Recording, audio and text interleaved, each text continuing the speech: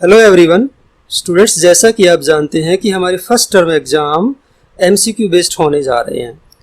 तो आज मैं आप लोगों के लिए change in profit sharing ratio chapter से कुछ एमसीक्यू बेस्ड क्वेश्चंस लेकर आया हूं। और ये सभी एमसीक्यू बेस्ड क्वेश्चंस मैंने इस प्रकार सेलेक्ट किए हैं कि मैं आपके पूरे चैप्टर का रिवीजन करवा सकूं। तो एक एक क्वेश्चन आपको मैं अच्छे से समझाऊंगा कि किस प्रकार लॉजिकली कौन सा आंसर हमारा होना चाहिए। तो आइए करते हैं change in profit sharing ratio chapter की practice. Which of the following is not true in relation to goodwill. तो हमें बताना है कि गुडविल के रिलेशन में कौन सी स्टेटमेंट ट्रू नहीं है। फर्स्ट ऑप्शन है its value is only when entire business is sold. It is a fictitious assets, it is an intangible asset और its value is liable to constant fluctuation. तो students यहाँ first statement बिल्कुल true है, क्योंकि goodwill को आप पूरे business के साथ बेच और खरीद सकते हैं। गुडविल एक फिक्टिशियस एसेट्स नहीं है, क्योंकि गुडविल की अपनी वैल्यू होती है। पहली स्टेटमेंट में हमने कहा है कि गुडविल पूरे बिजनेस के साथ बेची खरीदी जा सकती है। It is an intangible asset, goodwill intangible asset होती है। और its value is liable to constant fluctuation, इसकी वैल्यू में चेंज भी आता रहता है। मल्टीपल फैक्टर्स हैं जिनकी वजह से गुडविल की वैल्यू चेंज होती रहती है। तो स्टेटमेंट 2 हमारी ट्रू नहीं है। तो आंसर हमारा हुआ it is a fictitious assets. तो गुडविल एक फिक्टिशियस असेट्स नहीं है। तो आपको क्वेश्चन को बड़े ध्यान से पढ़ना है कि इसमें क्या कहा गया है। इसने कहा है नॉट ट्रू, तो आपको जो स्टेटमेंट ट्रू नहीं है वो बतानी है। ठीक है, अगर आप थोड़ा सा केयरलेसली पढ़ेंगे तो आपका आंसर गलत हो सकता है। Second question, match the following in case of change in profit sharing ratio. तो हमें ये कुछ ऑप्शंस दिए हुए हैं, हमें इनको मैच करना है। तो फर्स्ट ऑप्शन हमारे पास है ratio in which partner share profits and losses before reconstitution. तो फर्म के रिकॉन्स्टिट्यूशन से पहले पार्टनर्स जिस रेशो में प्रॉफिट को डिस्ट्रीब्यूट करते हैं उसको हम ओल्ड रेशो बोलते हैं। तो इसको आप ओल्ड रेशो से मैच करेंगे। Ratio in which partner surrender their share of profit in favour of other partner. तो एक पार्टनर दूसरे पार्टनर के फेवर में जो अपना प्रॉफिट सरेंडर करता है उसको सैक्रिफाइस कहते हैं। तो ये सैक्रिफाइस रेशो हुआ। तो ratio in which all the partners share future profits and losses. तो फ्यूचर में जो प्रॉफिट और लॉस शेयर होंगे वो हमारा न्यू रेशो होगा। तो इसको आप न्यू रेशो से मैच करेंगे। तो ratio in which partners acquire the share from other. तो एक पार्टनर दूसरे पार्टनर से जिस रेशो में अपना उसका प्रॉफिट एक्वायर करता है उसको गेन करना कहते हैं। तो यहां से गेनिंग रेशो होगा आपका आंसर। तो हमारा आंसर है 1D, 2C, 3A और 4B।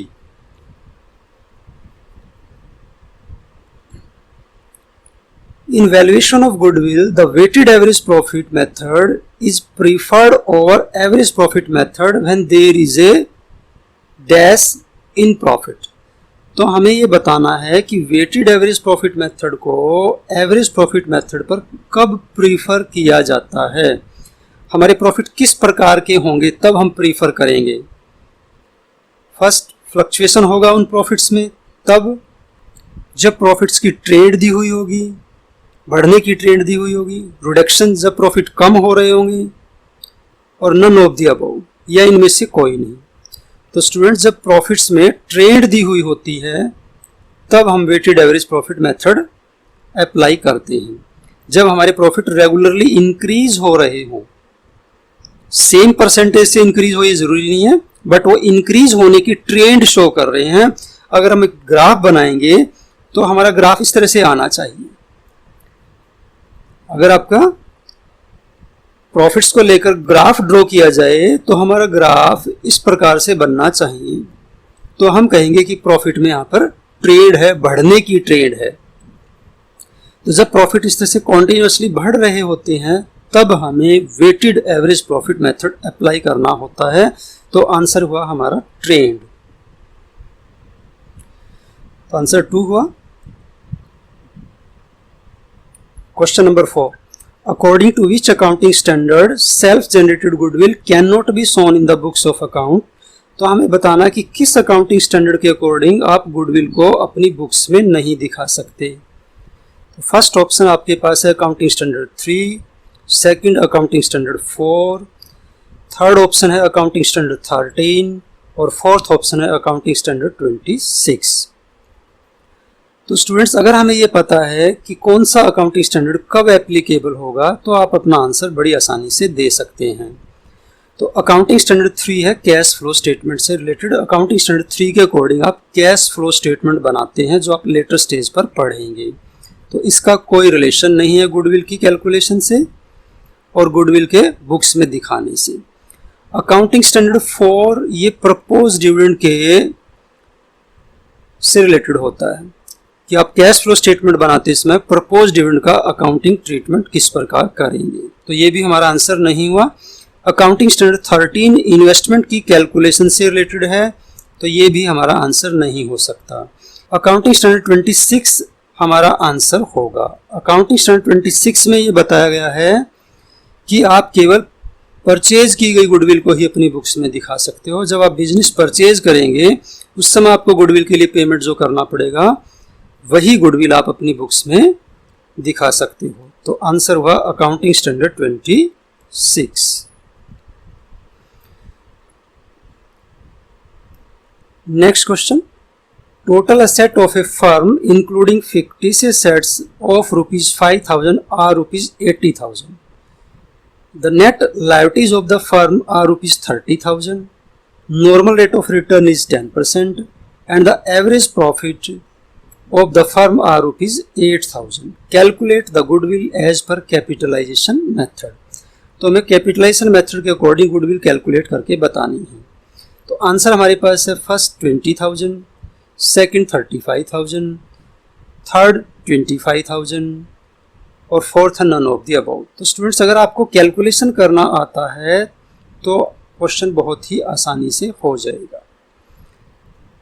यहाँ हमें टोटल एसेट्स दी हुई है 80,000 और 5,000 की इनमें फिक्टिस एसेट शामिल है। तो अगर आप इनको लेस कर देते हैं तो हमारे पास जो एसेट्स बचेंगी वो 75,000 बचेंगी। ये हमारी टोटल एसेट है। और अगर इसमें से हम ये लायबिलिटीज लेस कर देते हैं 30,000 की, तो अब हमारे पास जो नेट एसेट बची वो 45,000 बची। तो 45,000 ये हमारी नेट एसेट हैं। तो जब आप कैपिटलाइजेशन मेथड से गुडविल की कैलकुलेशन करते हैं तो हमें एक तरफ तो चाहिए होती है नेट एसेट और दूसरी तरफ हमें चाहिए होते हैं कैपिटलाइज्ड एवरेज प्रॉफिट। तो एवरेज प्रॉफिट आपको दिए हुए हैं। कैपिटलाइज करने के लिए आपको normal rate of return the हुई है।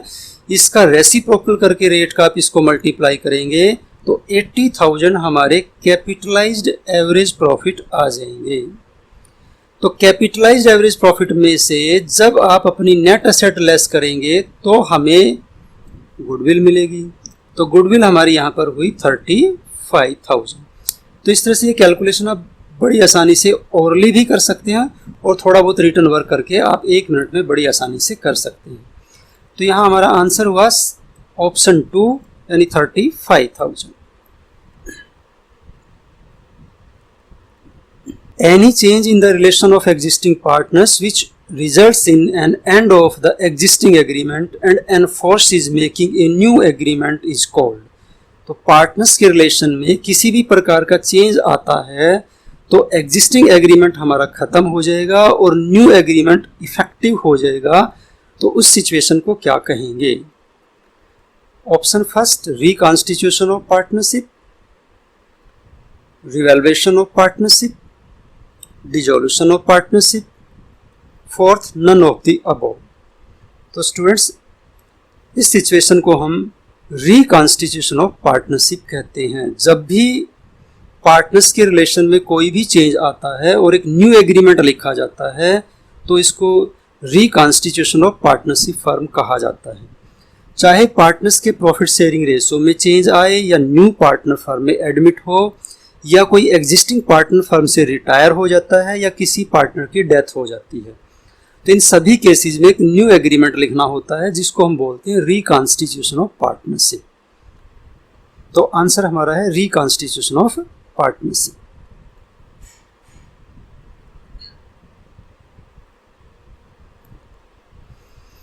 X, Y and Z are partners sharing profits and losses in the ratio of 5:3:2। ये X, Y, Z का आपको प्रॉफिट शेयरिंग रेशो दिया हुआ है। They decided to share future profits in the ratio of 3:2:1। तो future के लिए इन्होंने अपना प्रॉफिट शेयरिंग रेशो चेंज कर लिया है और ये डिसाइड किया है कि वो 3:2:1 में प्रॉफिट डिस्ट्रीब्यूट करेंगे। Workman compensation reserve appearing in the balance sheet on the date if no information is available for the same will be।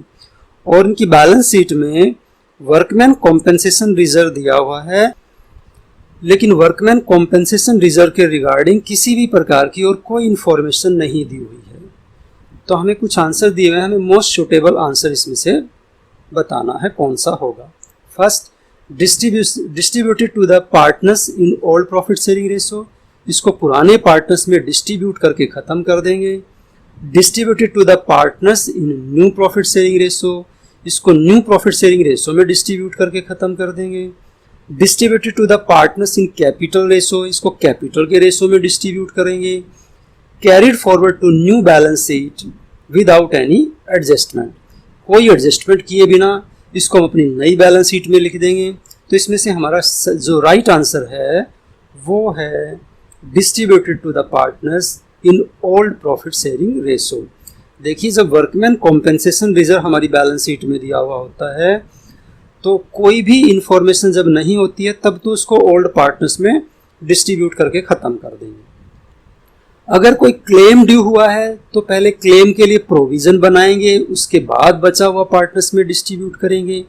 और क्लेम अगर वर्कमैन कॉम्पेंसेशन रिजर्व के अमाउंट से भी ज़्यादा ड्यू हो जाता है तो फिर पार्टनर्स में कुछ डिस्ट्रीब्यूट नहीं होगा। तो आप ये बातें याद रखिएगा। तो यहाँ आंसर हमारा फर्स्ट है। Next question, match the following items, तो हमें इनको मैच करना है। Old ratio minus new ratio, तो old ratio minus new ratio ये हमारे सेक्रीफाइस रेशो कैलकुलेट करने का फॉर्मूला है। तो इसको आप मैच करेंगे सेक्रीफाइसिंग रेशो से। गुडविल एक फिक्स्ड एसेट्स है तो गुडविल को आप फिक्स्ड एसेट्स से मैच करेंगे। जनरल लेजर का क्रेडिट बैलेंस होता है तो इसको आप क्रेडिट बैलेंस से मैच कर देंगे। और new ratio minus old ratio ये गेनिंग रेशो का फॉर्मूला है तो इसको आप गेनिंग रेशो से मैच करेंगे। तो इस तरह से हमारे जो लेफ्ट कॉलम में जो स्टेटमेंट दी हुई उनको राइट कॉलम में दी हुई स्टेटमेंट के साथ हमें मैच करना होता है। तो यहाँ आपका ये आंसर हो गया 1D, 2B और 3C और 4A। रिवैल्यूएशन अकाउंट इज, तो in case of downward revaluation of an asset, revaluation account is, तो हमें बताना है जब एसेट की वैल्यू डाउन आती है तो हमें रिवैल्यूएशन अकाउंट को क्या करना होता है, डेबिट करना है या क्रेडिट करना है। तो revaluation account is credited, revaluation account is debited, not affected या फिर रिवैल्यूएशन अकाउंट पे इफेक्ट ही नहीं पड़ेगा, और नन ऑफ द अबव या फिर हमारा इनमें से कोई आंसर है ही नहीं। तो देखिए, जब असेट्स की वैल्यू डाउन आती है तो असेट को कम करने के लिए आप क्रेडिट करेंगे, तो असेट तो होगी क्रेडिट, तो रिवैल्यूएशन अकाउंट आपका होगा डेबिट। ठीक है, तो हमारा आंसर हुआ डेबिटेड। और आप इसको दूसरे तरीके से भी समझ सकते हैं, जब हमारी असेट कम होंगी तो हमें लॉस होगा और लॉस को डेबिट किया जाता है, तो इसलिए रिवैल्यूएशन अकाउंट को हम डेबिट करेंगे। तो आंसर डेबिटेड हुआ। तो आंसर नंबर 2 हमारा राइट आंसर है। Next, revaluation account is prepared at the time of, तो हमें बताना है रिवैल्यूएशन अकाउंट कब बनाया जाता है।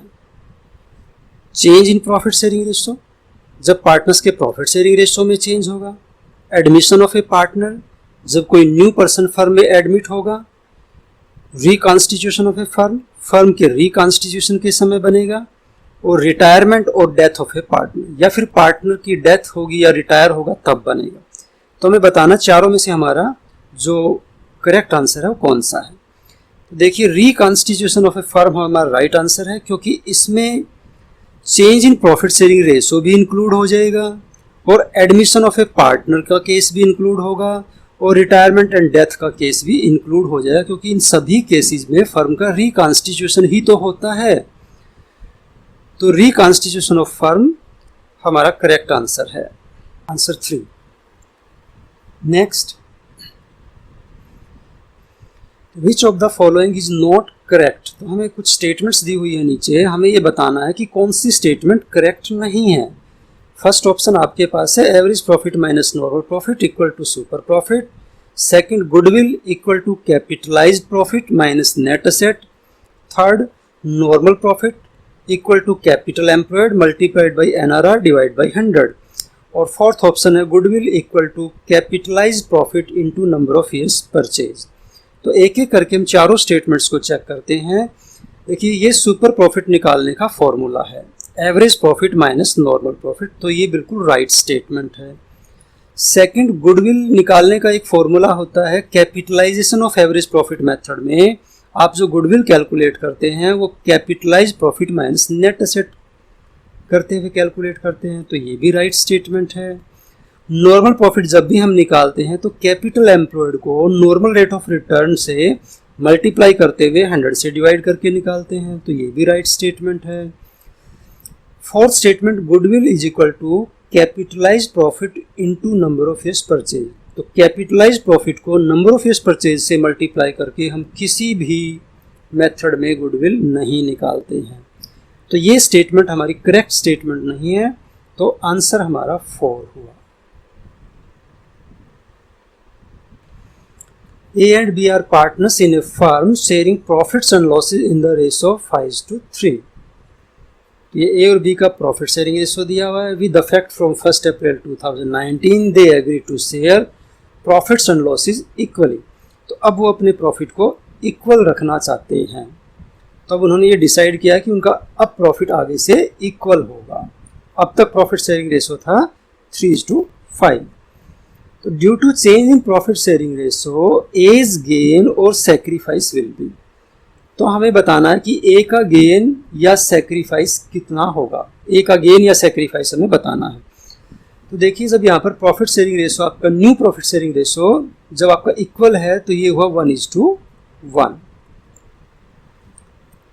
तो ए ने सेक्रीफाइस किया, गेन किया, इसके लिए आप क्या करेंगे, उसके ओल्ड रेशो में से आप उसका न्यू रेशो लेस कर देंगे, ठीक है, तो आपका आंसर आ जाएगा।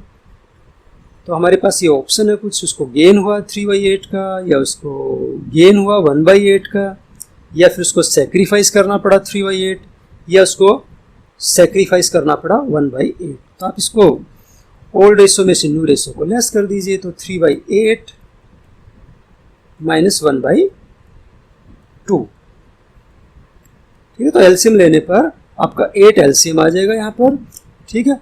तो यह आएगा आपका 3 - 4 डिवाइडेड बाई 8। तो यहाँ देखिए आपका जो रेशो था वो पहले 3 था और बढ़कर 4 हो रहा है। आप यहाँ से चेक करिएगा तो आपको पता लगेगा गेन है, सेक्रीफाइस है, यहाँ 3 है, यहाँ पर 4 है। आप ये मान के चलिए पहले इसका 3 था और अब इसका 4 हो गया प्रॉफिट, तो इसका प्रॉफिट पहले से बढ़ा है तो इसको होगा गेन। तो आप यहाँ पर 1/8 गेन लिखेंगे। ये प्लस माइनस से नहीं समझना आपको ये देखना है कि पहले से प्रॉफिट इंक्रीज हो रहा है डिक्रीज हो रहा है। अगर इंक्रीज हो रहा है तो उसको गेन मिल रहा है, डिक्रीज हो रहा होता तो सेक्रीफाइस होता। तो इसने 1/8 का गेन किया है, तो हमारा आंसर सेकंड आंसर हुआ।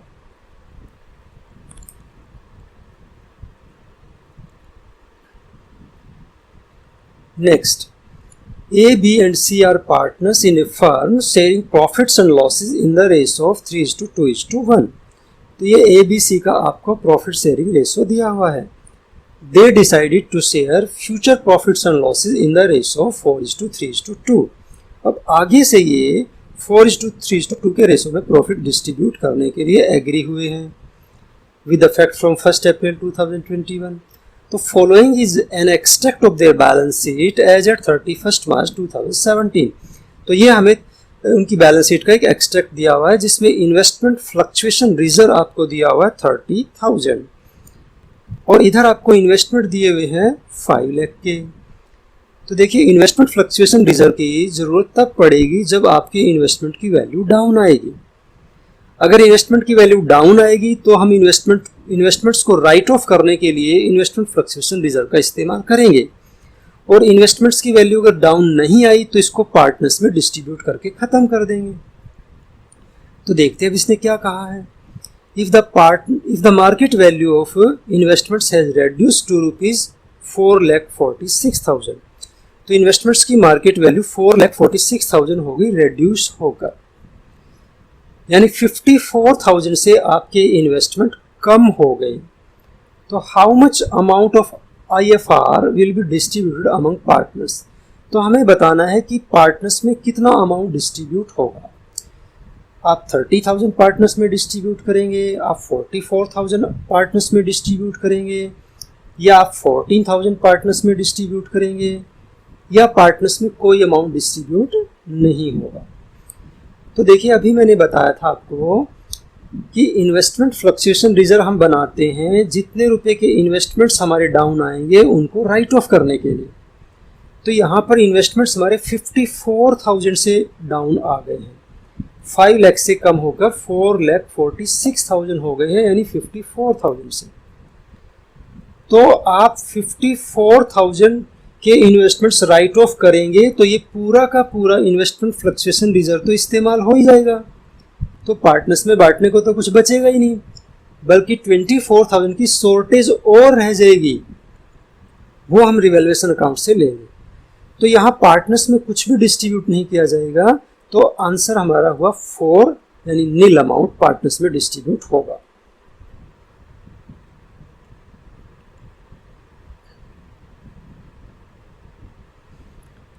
A, B and C are partners in a firm sharing profits and losses in the ratio of 3:2:1। तो ये प्रॉफिट शेयरिंग रेशो दिया ओल्ड रेशो है। आगे इन्होंने न्यू रेशो डिसाइड किया है, ये 4:3:2 होगा, ठीक है। और ये इनकी बैलेंस शीट का एक एक्सट्रैक्ट दिया हुआ है। इस बैलेंस शीट में आपको वर्कमैन कॉम्पेंसेशन रिजर्व दिया हुआ है। तो वर्कमैन कॉम्पेंसेशन रिजर्व हमारे पास है 30,000 का, ठीक है। तो वर्कमैन कॉम्पेंसेशन रिजर्व हम बनाते हैं किसी भी वर्कमैन को अगर चोट लग गई या वो उसको हॉस्पिटलाइज होना पड़ा तो हमें उसको क्लेम पे करना पड़ेगा। तो अगर कोई भी क्लेम ड्यू हुआ तो हम वर्कमैन कॉम्पेंसेशन रिजर्व का यूज़ कर लेंगे, अदरवाइज पार्टनर्स में डिस्ट्रीब्यूट करेंगे। तो अगर क्लेम ड्यू होता है तो पहले में प्रोविज़न बनाना पड़ेगा, बाकी कुछ बचेगा तो पार्टनर्स में डिस्ट्रीब्यूट कर देंगे। तो देखते हैं यहाँ क्या कहा है इसने। The claim for workman compensation has been estimated ₹20,000। तो यहाँ जो क्लेम एस्टीमेट हुआ है वो 20,000 का क्लेम एस्टीमेट हुआ है। तो 30,000 में से 20,000 तो आप क्लेम पे करने के लिए प्रोविज़न बनाएंगे और बाकी का 10,000 आप पार्टनर्स में डिस्ट्रीब्यूट करेंगे। तो अब आप आंसर अपना आसानी से आइडेंटिफाई कर सकते हैं। ये कह रहा आप 10,000 पार्टनर्स में डिस्ट्रीब्यूट करेंगे, 20,000 पार्टनर्स में डिस्ट्रीब्यूट करेंगे, 30,000 डिस्ट्रीब्यूट करेंगे, या 50 के 50,000 डिस्ट्रीब्यूट करेंगे। देखिए क्लेम ड्यू है 20,000 का, तो 20,000 का तो बनेगा प्रोविजन, बाकी के बचे 10,000, वो 10,000 पार्टनर्स में डिस्ट्रीब्यूट हो जाएंगे। तो इस प्रकार हमारा आंसर फर्स्ट हुआ, ठीक है।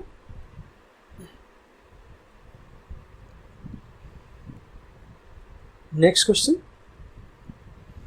the person who purchases a running business of the firm must pay in the form of a sum which is equal to the profits he is likely to receive for the first few years। यहाँ आपको ये बताया गया है कि business purchase करने वाला व्यक्ति फ्यूचर के कुछ प्रॉफिट्स को बिजनेस बेचने वाले व्यक्ति को किस रूप में पे करता है। तो आपके पास आंसर्स हैं, कॉम्पेंसेशन के रूप में पे करता है, या ब्राइब के रूप में, या गुडविल के रूप में, या फिर रेमंडेशन के रूप में। तो यहाँ हमारा आंसर है गुडविल। तो जब आप बिजनेस परचेज करते हैं तो बिजनेस परचेज करने वाला बायर यानी परचेजर बिजनेस बेचने वाले सेलर को उसकी रेपुटेशन के बदले में फ्यूचर में होने वाले कुछ प्रॉफिट्स को उसको गुडविल के रूप में लौटा देता है। क्योंकि एग्जिस्टिंग ओनर की बनाई गई रेपुटेशन मींस गुडविल का बेनिफिट बिजनेस परचेज करने वाले व्यक्ति को कुछ साल तक ही और हो सकता है। तो उसकी बनाई गई गुडविल की वजह से जो उसको एक्स्ट्रा प्रॉफिट मिलेगा एक्चुअली वो गुडविल के रूप में लौटाता है। तो इसलिए गुडविल हमारा आंसर हुआ।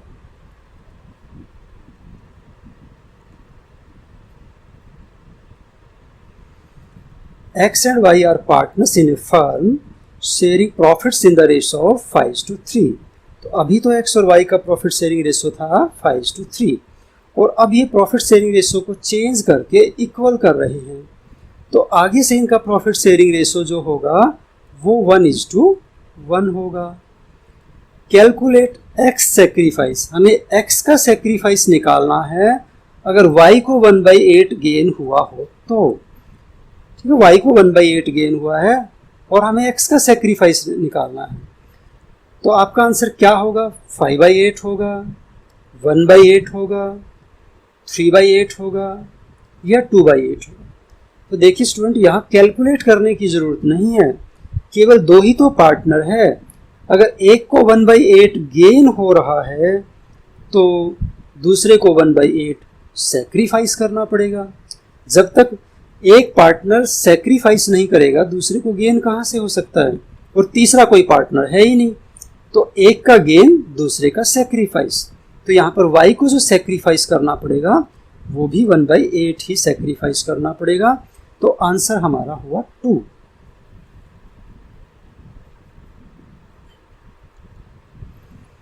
At the time of change in profit sharing ratio, if the debtors of ₹5,000 are found bad, which account will be credited in the books of firm? तो हमें ये बताना है कि प्रॉफिट शेयरिंग रेशो के change के समय अगर हमने ये पाया कि 5,000 के हमारे बैड डेट्स हो गए तो हम कौन से अकाउंट को क्रेडिट करेंगे। हम अकाउंट कौन सा क्रेडिट करेंगे ये बताना है। आप रिवैल्यूएशन अकाउंट क्रेडिट करेंगे, आप provision for doubtful debts account credit करेंगे, या आप बैड डेट्स अकाउंट क्रेडिट करेंगे, या फिर आप डेटर्स अकाउंट क्रेडिट करेंगे। तो देखिए, जब बैड डेट्स होंगे तो आपको यहाँ पर जो एंट्री जो बनानी पड़ेगी वो बनानी पड़ेगी revaluation account debit to debtors. ठीक है, तो जब हमारे बैड डेट्स हो जाएंगे तो अपने डेटर्स को कम करेंगे। तो डेटर्स को आपको कम कर देना है। ठीक है, तो डेटर्स को कम करने के लिए हमें क्रेडिट करना पड़ेगा, क्योंकि डेटर्स का डेबिट बैलेंस होता है, वो क्रेडिट करने से कम होंगे। तो प्रोविजन बनाने की जरूरत नहीं है, ये बैड डेट्स हो चुके हैं, कन्फर्म हो चुका है, हटाओ इनको अपनी बुक से डेटर्स को। तो डेटर्स को हटाने के लिए आप क्रेडिट करेंगे, इसलिए आप डेटर्स अकाउंट को क्रेडिट करेंगे, ना कि रिवैल्यूएशन अकाउंट या प्रोविजन अकाउंट को। ठीक है, तो आंसर हमारा 4 हुआ। प्रोविजन अकाउंट आपको कब क्रेडिट करना है? जब आपको प्रोविजन बनाने के लिए कहा जाए। बैड डेट्स होंगे तब नहीं, जब प्रोविजन बनाने के लिए कहा जाए, यानी फ्यूचर में बैड डेट्स होने की संभावना है पर अभी बैड डेट्स नहीं हुए हैं, तो उस केस में आप प्रोविजन बनाते हैं। Next, X and Y are partners in a firm sharing profits in the ratio 5:3। तो ये X और Y का प्रॉफिट शेयरिंग रेशो आपको दिया हुआ 5:8 और अब ये अपना प्रॉफिट शेयरिंग रेशो चेंज कर रहे हैं और चेंज करके इन्होंने अपना प्रॉफिट शेयरिंग रेशो 3:5 रख लिया। On that date, their book showed a credit balance of profit and loss count ₹80,000। तो इस डेट को इनकी बुक में प्रॉफिट एंड लॉस काउंट का क्रेडिट बैलेंस दिया हुआ 80,000। But they do not want to distribute the profit, पर वो प्रॉफिट को डिस्ट्रीब्यूट नहीं करना चाहते। तो how much amount will be adjusted among partners on account of change in profit sharing ratio. तो हमें बताना है कि कितना अमाउंट हमें उनके अकाउंट में एडजस्ट करना पड़ेगा इस प्रॉफिट को एडजस्ट करने के लिए। तो देखिए, आप इसको डिस्ट्रीब्यूट तो कर नहीं सकते, इसको आपको as it is carry forward करना अपनी न्यू बैलेंस शीट में। तो हमें ऐसे केस में बनानी होती है एडजस्टमेंट एंट्री। तो एडजस्टमेंट एंट्री बनाने के लिए हम क्या करते हैं, हम पार्टनर्स का सेक्रीफाइस और गेन निकालते हैं। सेक्रीफाइस करने वाले के सेक्रीफाइसिंग प्रपोर्शन से इसको मल्टीप्लाई करेंगे और उसको हम क्रेडिट करेंगे, और गेन करने वाले के गेनिंग प्रोपोर्शन से मल्टीप्लाई करेंगे और उसको हम डेबिट करेंगे। तो यहाँ हमें जो ऑप्शन दिए हुए हैं, तो आप कितने रुपए एडजस्ट करेंगे, कह रहा है how much amount will be adjusted. तो कितना अमाउंट आप एडजस्ट करेंगे, 80,000 को एडजस्ट करेंगे, 50,000 को एडजस्ट करेंगे, 30,000 को एडजस्ट करेंगे, या फिर आप 20,000 को एडजस्ट करेंगे। तो देखिए आप इसका गेन और सेक्रीफाइस देख लीजिए कितना है। तो यहाँ पर गेन और सेक्रीफाइस निकालना देखिए बहुत ईजी है, दोनों का सम 8 बनता है, तो एलसीएम तो दोनों केस में 8 है, तो आप डायरेक्ट सब्ट्रैक्ट कर सकते हैं। तो आप 5 में से 3 को लेस करेंगे तो 2/8, तो x का शेयर 5 से कम होकर 3 हो गया, यानी इसको 2/8 सेक्रीफाइस करना पड़ा। तो आप इसके 2/8 सेक्रीफाइसिंग प्रोपोर्शन से मल्टीप्लाई करेंगे 80,000 को, तो ये अमाउंट आपको एडजस्ट करना है भाई, क्योंकि एक 2/8 सेक्रीफाइस करेगा तो उतना ही गेन दूसरा व्यक्ति करेगा। तो 2/8 यानी 20,000, तो यहाँ जो एडजस्टमेंट एंट्री बनेगी वो 20,000 से बनेगी, तो इसलिए आंसर हमारा यहाँ 20,000 हुआ। ठीक है,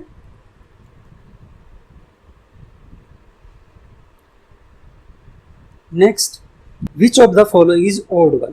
तो आपको बताना है कि कौन सी स्टेटमेंट भिन्न स्टेटमेंट है। 4 स्टेटमेंट आपको दी हुई है। First, profit and loss appropriation account, valuation of goodwill, revaluation of asset and liabilities, return of fictitious assets. Second, calculation of sacrifice or gain, valuation of goodwill, revaluation of assets and liabilities, distribution of accumulated profits. Calculation of sacrifice or gain, valuation of goodwill, revaluation of assets and liabilities, distribution of accumulated profits. Calculation of sacrifice or gain, adjustment for goodwill, revaluation of assets and liabilities, distribution of accumulated losses. तो देखिए चारों option को एक एक करके हम study करते हैं। Profit and loss appropriation account, valuation of goodwill, revaluation of assets and liabilities और रिटर्न ऑफ फिक्टिशियस असेट्स। तो देखिए जब फर्म का रिकॉन्स्टिट्यूशन होता है तो उस केस में गुडविल का वैल्यूएशन भी करना पड़ता है, रिवैल्यूएशन भी बनाते हैं हम, असेट्स और लायबिलिटीज का रिवैल्यूएशन भी करना पड़ता है, फिक्टिशियस असेट्स को हम रिटर्न ऑफ भी कर देते हैं, लेकिन profit and loss appropriation account नहीं बनता। नेक्स्ट, कैलकुलेशन ऑफ सैक्रिफाइस और गेन। तो जब change in profit sharing ratio होगा या रिकॉन्स्टिट्यूशन ऑफ फर्म होगा तो आप सैक्रिफाइस और गेन निकालेंगे, गुडविल का वैल्यूएशन करेंगे, असेट्स और लायबिलिटीज का रिवैल्यूएशन करेंगे और डिस्ट्रीब्यूशन ऑफ एक्यूमुलेटेड प्रॉफिट्स, तो एक्यूमुलेटेड प्रॉफिट्स को भी डिस्ट्रीब्यूट करेंगे। यहाँ सब कुछ सही है। कैलकुलेशन ऑफ सैक्रिफाइस और गेन, सैक्रिफाइस और गेन निकालेंगे हम फर्म के रिकॉन्स्टिट्यूशन केस में, गुडविल का वैल्यूएशन भी करते हैं, revaluation of assets and liabilities भी करते हैं और एक्यूमुलेटेड प्रॉफिट्स को भी डिस्ट्रीब्यूट करते हैं। यहाँ सब कुछ सही है। कैलकुलेशन ऑफ सैक्रिफाइस और गेन निकालेंगे रिकॉन्स्टिट्यूशन के समय, एडजस्टमेंट फॉर गुडविल, गुडविल का एडजस्टमेंट भी करेंगे, revaluation of assets and liabilities, assets और लायबिलिटीज का रिवैल्यूएशन भी होगा और एक्यूमुलेटेड लॉसेज को भी डिस्ट्रीब्यूट करेंगे। तो सेकंड, थर्ड और फोर्थ स्टेटमेंट में सब कुछ सही है। फर्स्ट स्टेटमेंट में प्रॉफिट एंड लॉस एप्रोप्रिएशन आपको गलत दिया हुआ है क्योंकि फर्म के रिकॉन्स्टिट्यूशन केस में profit and loss appropriation account नहीं बनता है, तो हमारा आंसर हुआ फर्स्ट। तो देखिए ये एमसीक्यू बेस्ड क्वेश्चंस के थ्रू मैं आप लोगों के पूरे चैप्टर को रिवाइज करवाना चाहता हूँ। अगर आपने अच्छे से वीडियो को देख लिया है, समझ लिया है, तो काफ़ी हद तक आपका रिवीजन हो गया होगा। फिर भी अगर कोई कमी रह गई है तो इसको आप बार बार देखिए, 2-3 बार आप वीडियो को देखेंगे तो पूरा चैप्टर आपका पूरी तरह से रिवाइज हो जाएगी। Thank you. अगर आप लोगों को ये वीडियो अच्छा लगा और आपको लगता है कि आप लोगों के लिए वास्तव में हेल्पफुल है तो आप अपने दूसरे स्टूडेंट्स, दूसरे साथियों के साथ भी शेयर करिए, ठीक है, ताकि उनको भी इसका पूरा बेनिफिट मिले। Thank you.